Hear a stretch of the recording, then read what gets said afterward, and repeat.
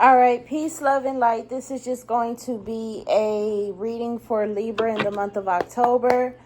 If you'd like to book a personal reading with me, all of that information is, as always, in the description below. So go ahead and check that out while you're there by clicking the title and then subscribe to this YouTube channel if you feel led to do so. I'm going to quickly say our prayer, shuffle up our cards, and then we shall begin. So,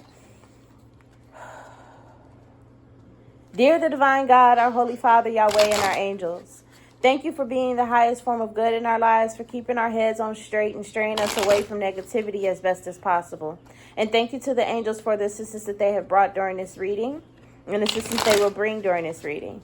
Right now, I'm asking that you guys bless and protect this space as well as the viewers and myself, to ground us in your energy, Lord. Our energy, so that way we know what messages to receive, and gift us the keen discernment to know what to do with the knowledge received as well.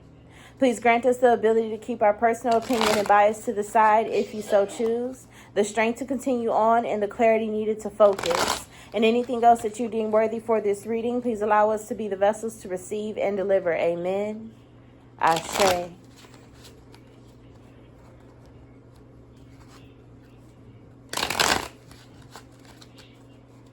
All right, so let's see what's going on for Libra in October.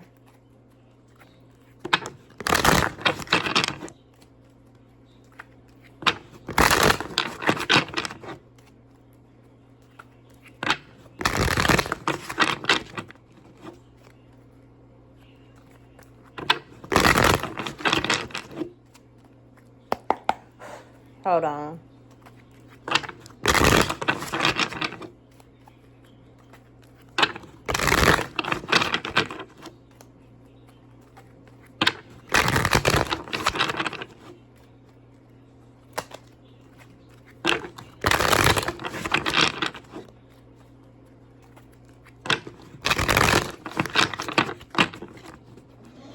All right, 3. We landed on 3. Ooh, Jesus. Libra in October. Ascended Master energy. The Ascended Master to me is always Yahweh, because, you know, he knows how to operate Earth. He is the master of Earth. He is the everything. So 3 is Yahweh. 3 is Ascended Master. So we may be mastering something. We may be ascending past something. Or Yahweh just may be having a message for this reading. You never know. So let's go ahead and see.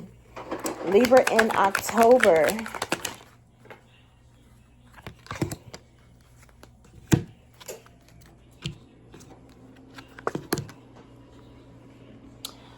What's going on is the Emperor in the challenge position. The Emperor is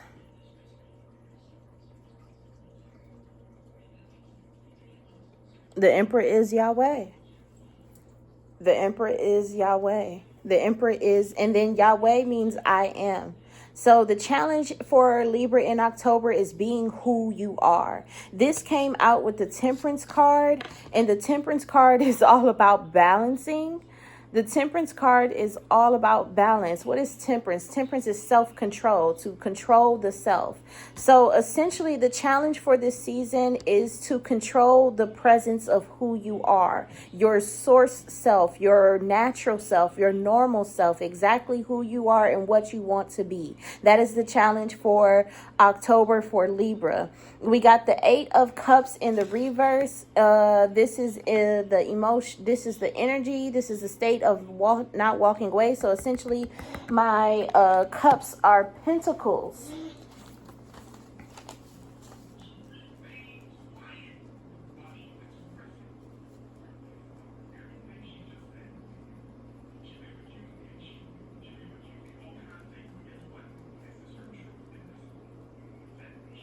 Things felt, pentacles. So my cups are life.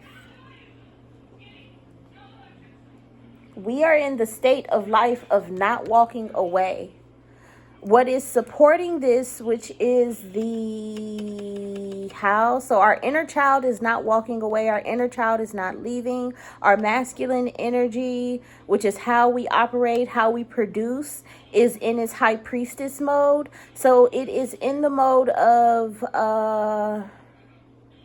keeping its secrets, living for itself, being for itself. Is in the mode of using its abilities to open its book of knowledge. It's using its abilities to, so we, for Libra in October, we're not walking away from who we are, from our inner child is not walking away. We're not walking away. We're not leaving.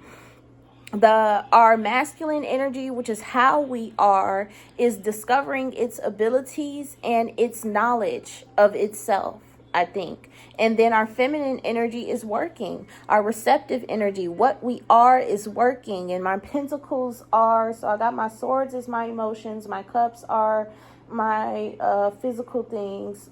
My cups are life. No, that takes it out of balance. Life, no, it takes it into balance.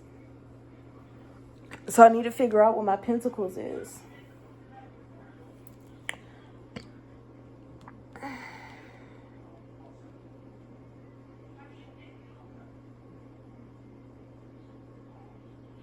What did I say my pentacles were before? States of being, which is behavior. So swords. My pentacles are my swords. And I said my swords were expressions, behavior, figuring it out.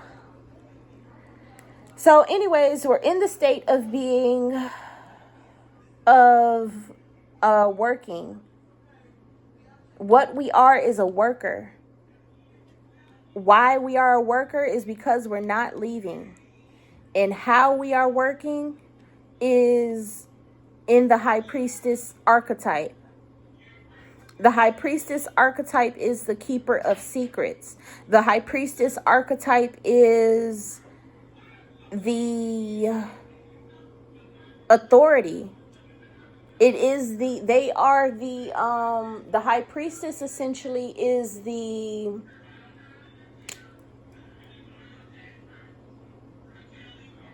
people that you meet that introduce you to the kingdom. Like, let's say you are a traveler and you're an important traveler and you're going to a kingdom, and at the front door, the high priestess essentially are the hand of the emperor and the empress, or the king and the queen. They're the hand. They're the hand. So how you are operating is by being the hand of what, though? How you are operating is by being the hand of what? Of your promised land, of your dream reality, of your place that you want to be.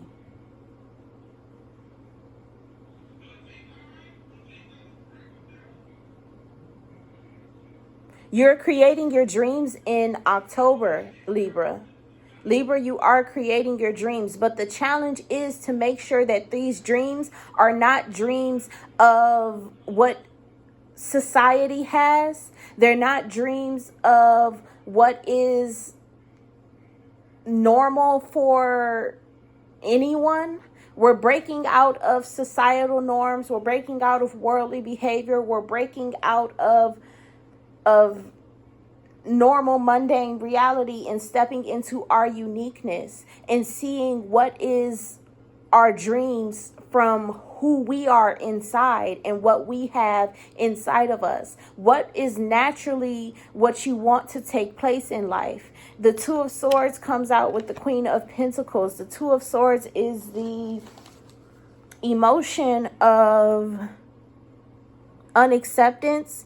And the Queen of Pentacles is the expression of the life of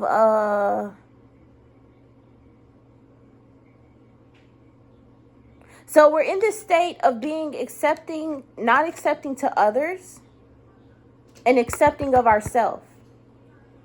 No matter what, the challenge is staying yourself this season. The challenge is to stay yourself this season. But the thing is that I know, because I passed this class and I passed this test, the thing that I know is that it is not, you have to break away from being the perfect image. This is a challenge of people who are the golden self. This is the challenge of the golden shadow. This is the challenge of the golden self. This is the challenge of the people who are perfect for society, that see no wrong within them, but are imperfect to themselves. They are good for everyone, everything, everybody, but they are not good to themselves. And it's because you are being unnatural to yourself. This is what I know, because this is a class that I passed. This is a test. This is a teaching that Yahweh has given me. I was once a perfect person for society. I was once a perfect person for the people around me, for my family, for my friends. I was once a good person, a goody two shoes. I was always in service to them, always doing what they wanted. And I lived the dream of what they wanted me to be. And then Yahweh opened up my eyes and was like, a wise person can play the part of a fool, right? But you're even wiser because you are being the part of a fool. You are being the part of the societal dreams. You're not playing it. You're not pretending. You are being it. So you're even wiser. So you know better, and you know good and goddamn well. And he didn't say good and goddamn well, but I felt like he did. But you know good and goddamn well to not be this.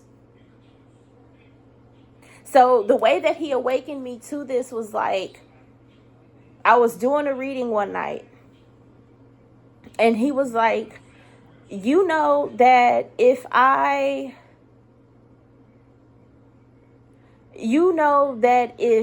you like someone and they are interested in anime, you become a cosplayer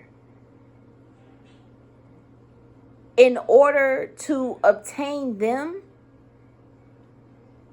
as a partner for you.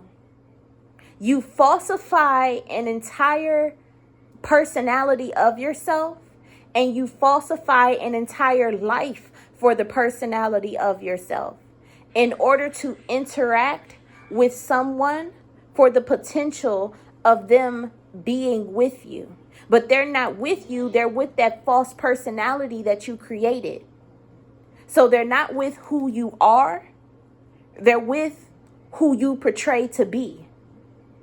And once you begin to reveal yourself, because you're like, okay, this person likes me enough. This person is interested in me enough. We have enough history for me to show who I truly am. Once you begin to show who you truly are to this person,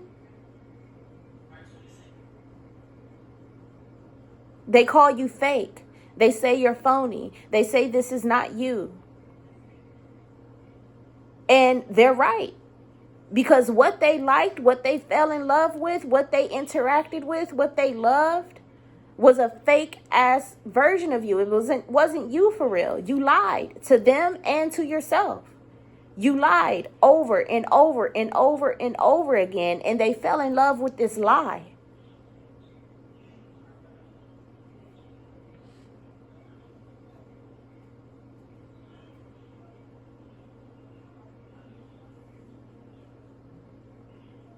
You fell in love with this lie over and over and over and they fell in love with this lie over and over and over and over again.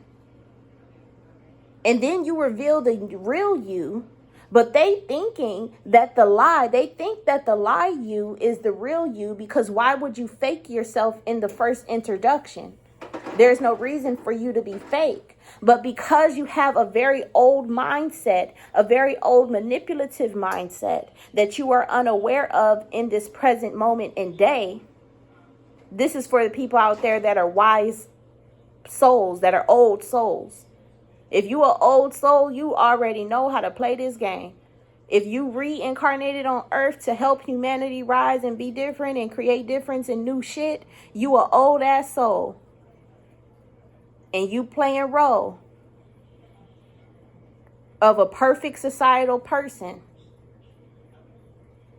in order to get some shit. you still not on job of what you incarnated to actually do and who you incarnated to actually be. So it's time to get to working. It's time to get to working. Genuinely.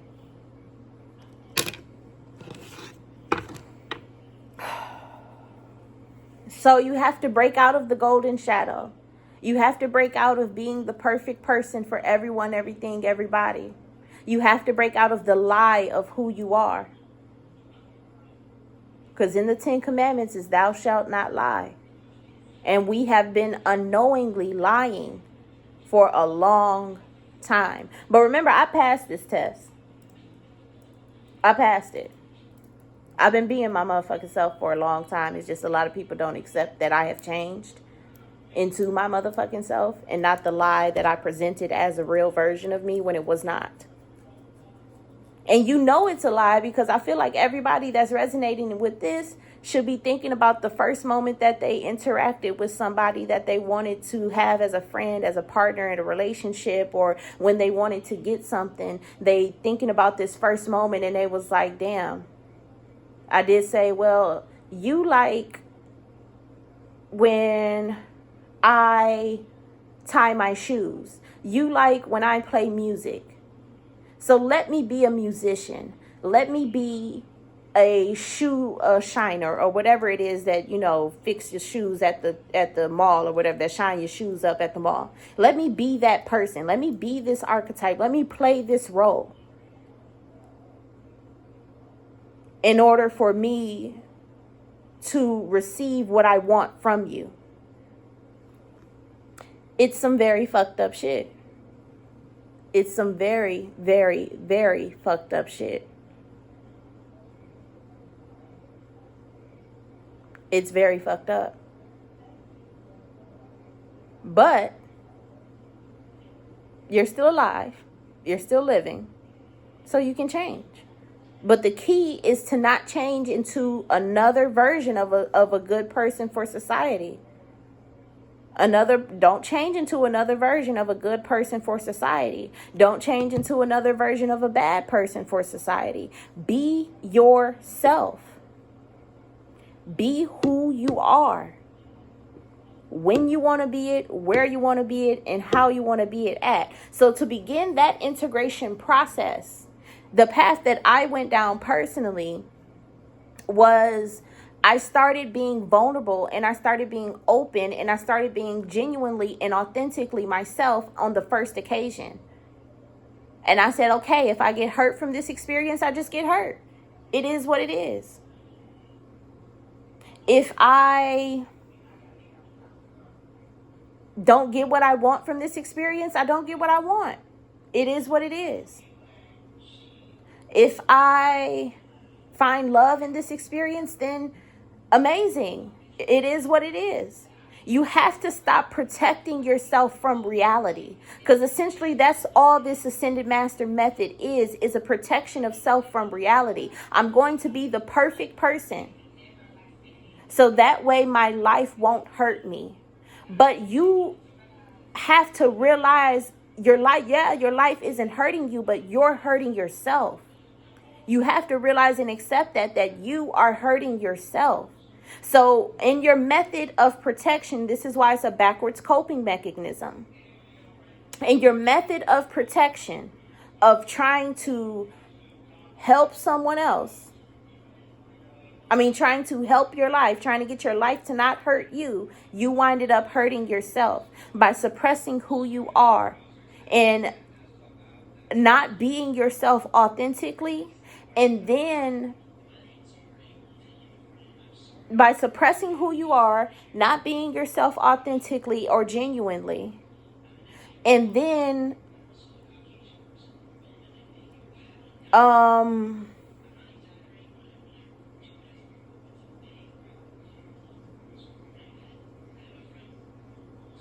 by not being who you are, suppressing yourself genuinely,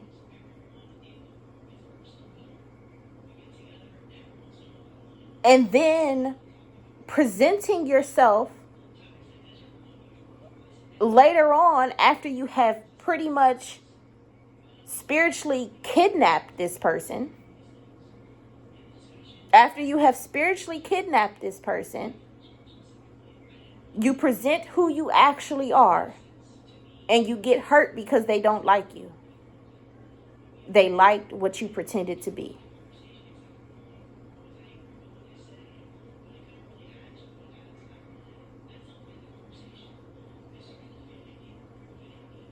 So whenever you pretend and put on a persona for the purposes of trying to obtain things in reality, whether it's a friend, whether it's a life, whether it's a romantic connection,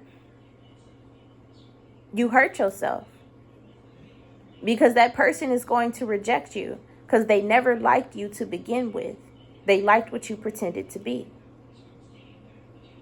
Now, here's another fucked up coping mechanism of, if I like what I pretend to be, having this delusional belief that they will still like me. No, because you're pretending. You're pretending. Even if you like what you pretend to be, you're still pretending. You're still pretending. So they like what you're pretending to be and not you. Now, if you change it into, I'm going to be me, and allow life to affect me the way that it needs to navigate, in order for it to navigate me into what I need, then you'll be okay. And another fucked up coping mechanism is, if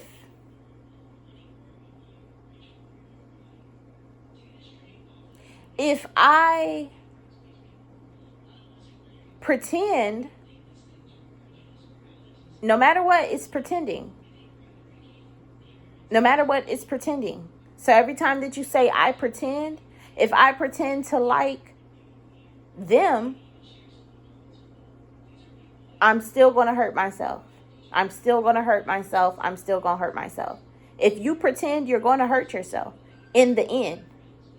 This is another form of a breadcrumb method. But instead of breadcrumbing others, you're breadcrumbing yourself.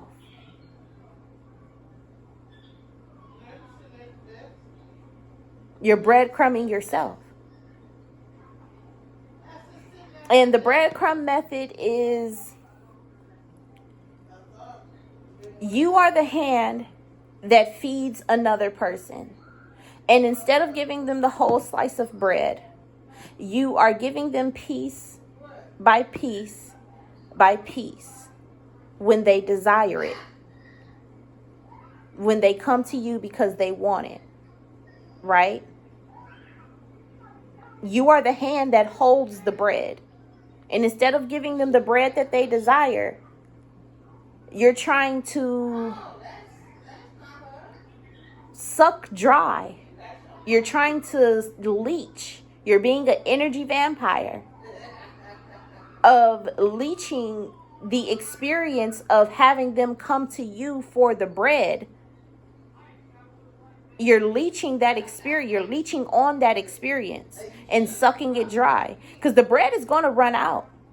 The bread is going to run out eventually. It's going to run out.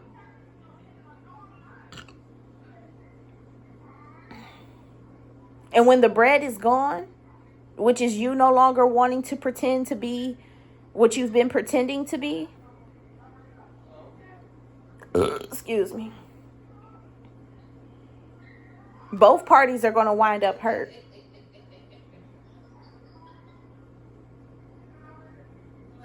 Instead of just allowing the experience to be. If they come to you for bread,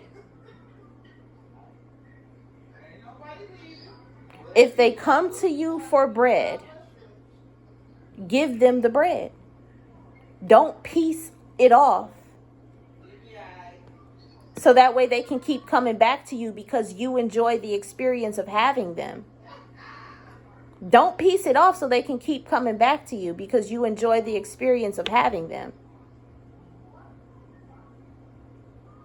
When they're only coming to you because they want bread. When they're only coming to you because they want bread.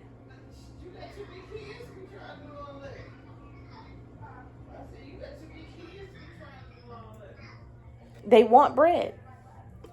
They're only coming to you because they want bread.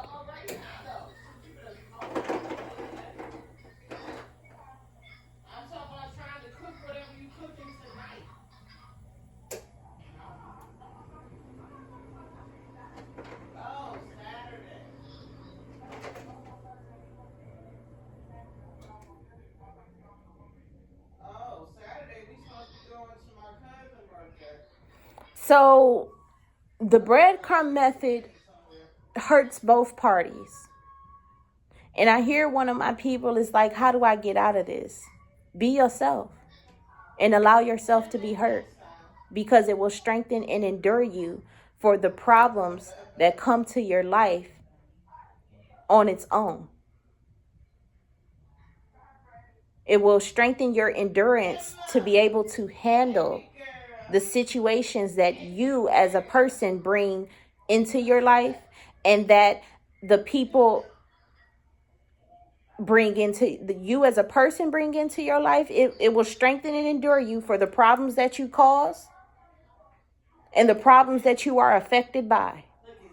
Be yourself. So that way you will be unaffected eventually. When you let go of being hurt by reality, you will be unaffected by it. This is what I learned from Yahweh. This is what I learned from Yahweh. Be yourself and allow yourself to be hurt. Allow yourself to be loved. Allow yourself to be accepted or rejected. Allow it to happen, because you can't get rid of life experiences. You can't get rid of life problems. You can't get rid of life issues. You can't. You genuinely cannot.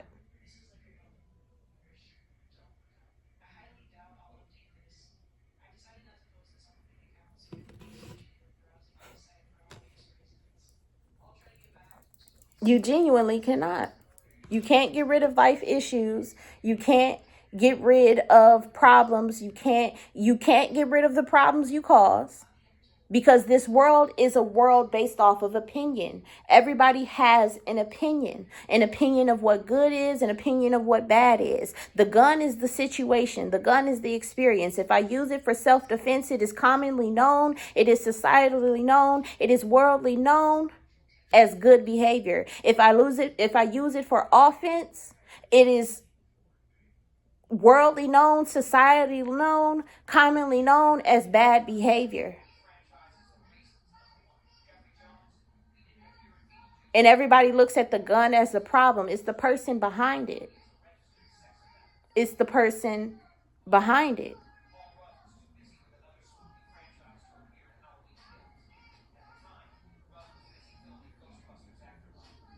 If I use it for non-self-defense, which is offense, which is still protecting myself,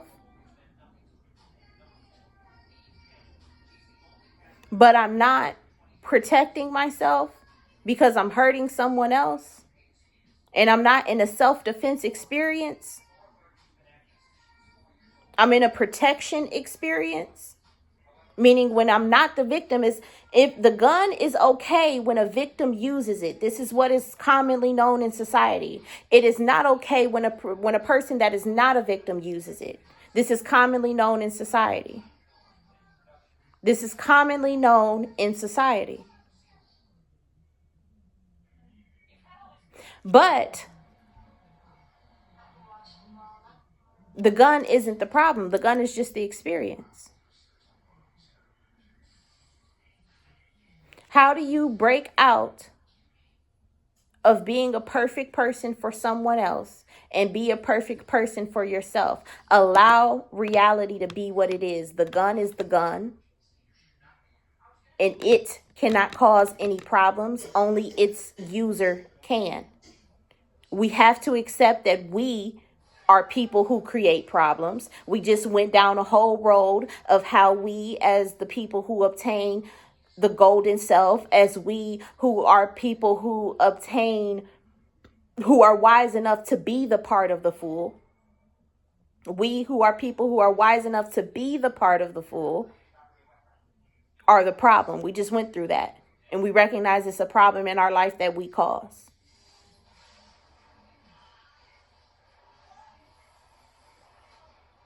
We accept that. So now we accept the responsibility that we cause problems. And that's okay. It is okay to cause problems. See, the issue with this reality at its current standpoint is that when we were kids, and I'm speaking from my own personal experience as a micro generation, I was born in 1997. We as kids were not taught what good and bad was. We had to experience it. We had to experience it. Instead of communication being arisen of like, you are bad because you are putting your hand on the stove and it is harming you and me, we just got, you're bad. Don't put your hand on the stove. We never were told why. And then you have to think from a perspective of a child. A child does not know what the word bad means. You have to define it for them. You can't let experience teach them what bad is, because they grow up with insecurities if you do. You have to solidify a knowledge inside of them of what bad and what good is. You have to solidify that. You genuinely do. And we, as my generation, I can't speak for other generations, we didn't have that. We didn't have that. We had, you was being bad, sit down and watch TV. But it's like, why am I being bad? I don't know what the word bad means behind it. Like, what does the word bad mean?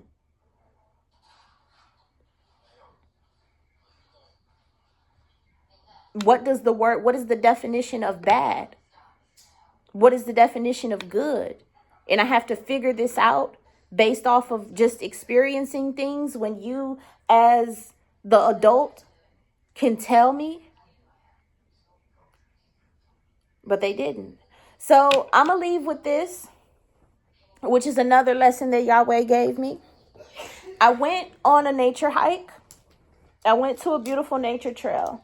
And I walked around and I seen this is when my shamanic gift started opening. And I seen my spiritual journey, but I was walking it backwards. And I was reading it backwards. And I was like, what's really going on? I don't really know. So I went to this place that was outside of the nature trail. And I sat on top of some rocks, and God came down and he spoke to me. And he said, Monique, there is a problem on earth. There's a problem and there's an issue. And the issue is that everyone is having a major misunderstanding crisis. And it's because people incarnate and they assume that the people who are already here know how to operate and know how to handle themselves.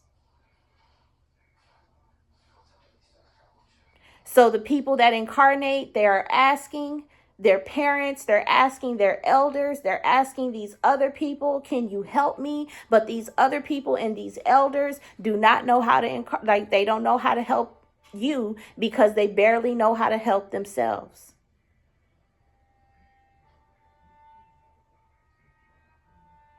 So they get angry, they get mad, and they get upset because they only can help you from what they saw and not what they know, because nobody ever defined to them as well what is good and bad. They had to learn from experience. And children or people who are parenting, you can only parent from what you know. And children do what they see and not what you say. Children do more of what they see than what you say. So everyone is just mimicking each other over and over and over and over again.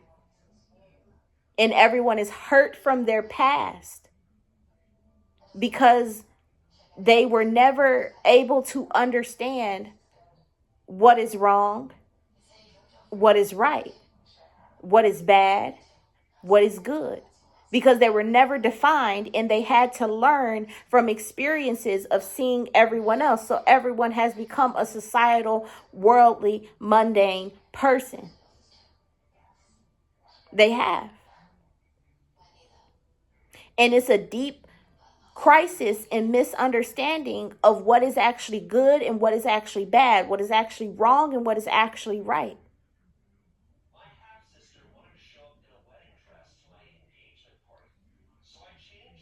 And we have this opportunity now, as who we are, to help bring in the right definitions of what is good, what is bad, what is right, and what is wrong. But we can only know this based off of what we feel internally as the old souls that we are. And then the truth and the true way is to genuinely connect with, I know y'all don't want to hear it. I know y'all don't want to hear it. God. You got to connect with God. You got to connect with Yahweh. You don't want to hear it, but it's true. He is the creator of what is defined as good, what is actually good, not defined as, but what is actually good. He is the creator of what is actually right. He is the creator of what is actually wrong. He is the creator of what is actually bad, because he created earth. He created the human experience. He created our existence as human beings, experiencing life as whatever you have incarnated as or from. So if you declare yourself to be a starseed, you're still having a human experience in flesh, and God created this human experience in the flesh that you are. If you claim yourself to be an earth angel, then you're still having a human experience in the flesh that God created. If you claim yourself to be an indigo child, a rainbow child, or whatever the situation may be, you still cannot ignore that you are having a human experience, because you're in the flesh, and God created the flesh. So God knows what is right. God knows what is wrong. God knows what is good. God knows what is bad for the flesh that we have been created in. Genuinely.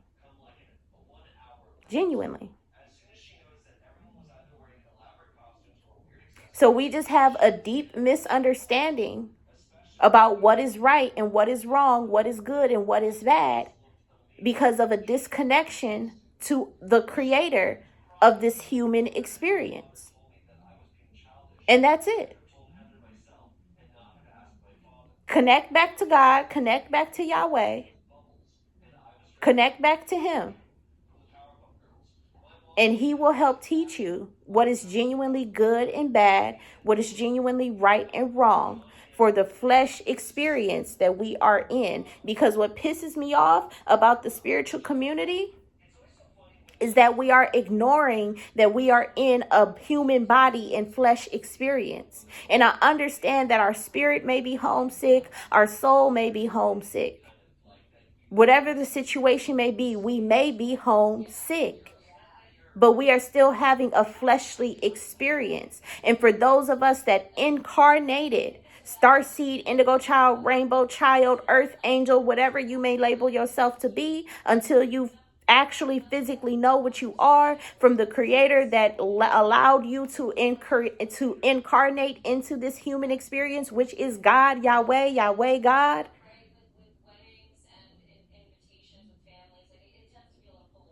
You still have to know that you are having a human experience, and you still need to learn from the creator of humanity, which is God, Yahweh, Yahweh, God. And that's it.